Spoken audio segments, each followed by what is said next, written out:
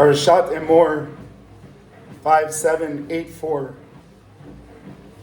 Motzei Yom Ha'atzmaut, going into the preparations for Lag BaOmer, and going through a very, very scary experience that 5 of the greatest of Am Yisrael's soldiers in the Plugat Chetz in Matayim V'Shtayim that went in March a year and 2 months ago were killed by a friendly fire in Jabalia.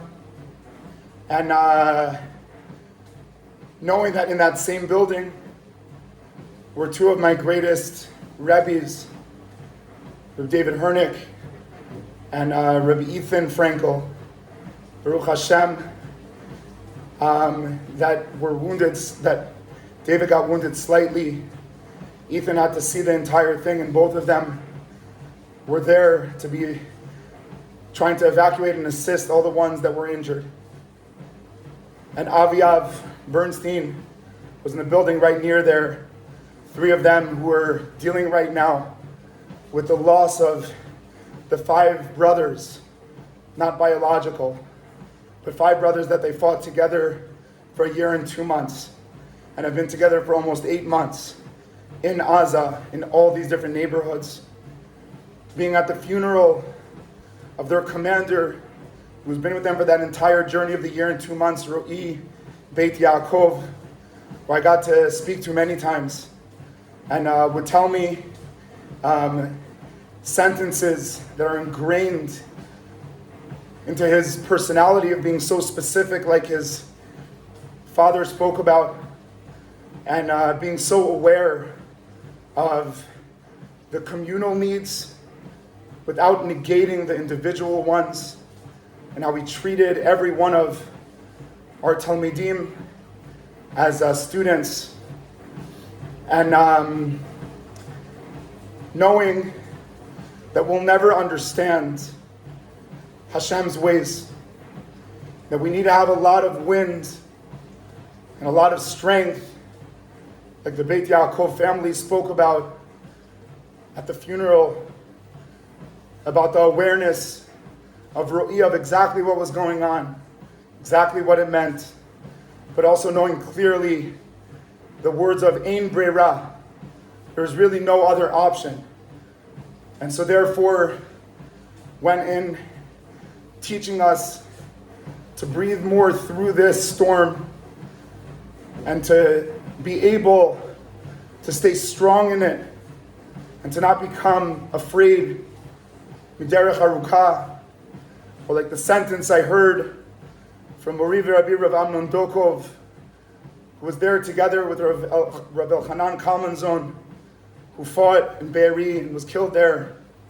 And he said the greatest danger of our generation is that we experienced 1967 and Entebbe, 2 moments that were momentary miracles.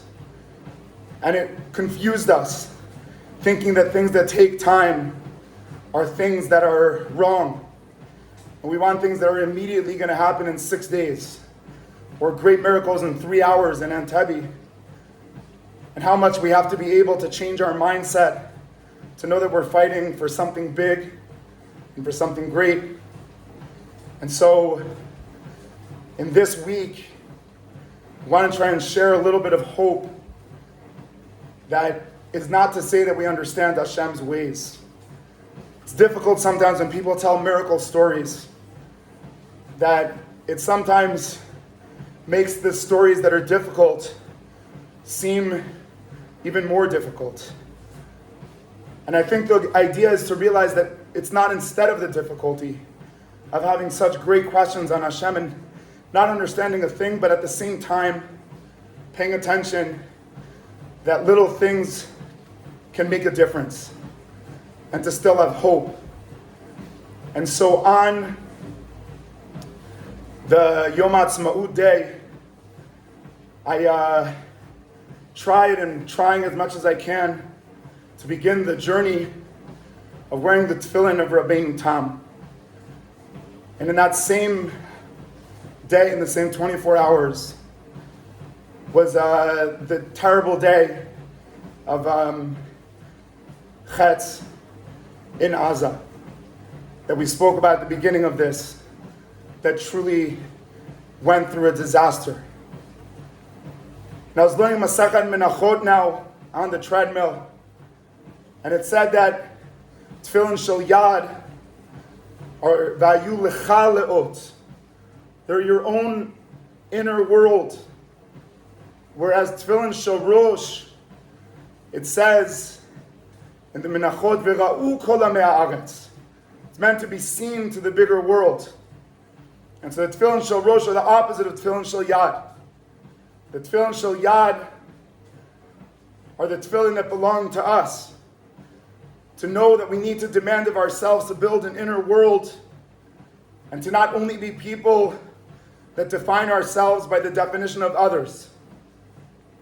Yet there's the other aspect of Tefillin Shel Rosh, that we stand up tall and we say, because we have an inner world, the Tefillin Shel Rosh are to fight the greatest evil in the world, to fight the greatest bad in the world, to remove the enemy of death and the enemy of Gava that is presented by these terrible people that have no willingness to hear the world of anyone else and to hear anyone else's life except for their own.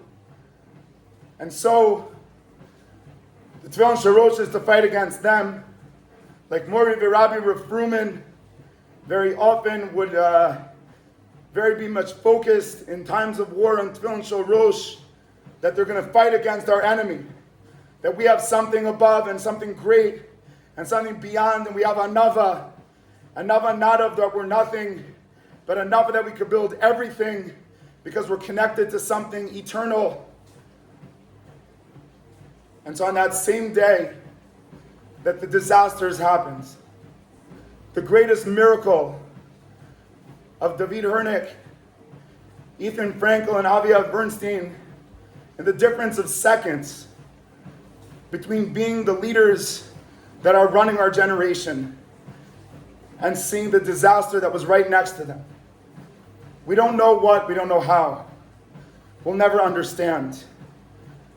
But I do think that the Tefillin Shel Rosh, presenting the war against our enemy and the thoughts of it to try and assist, to still believe in our actions, hopefully was enabling this miracle of the ability for David and Ethan and Aviav and all the soldiers that were in the area that are, Baruch Hashem, still in our world, with all the tears and the misunderstanding and the pain and the agony, that we're yelling about every single family that's struggling. At the same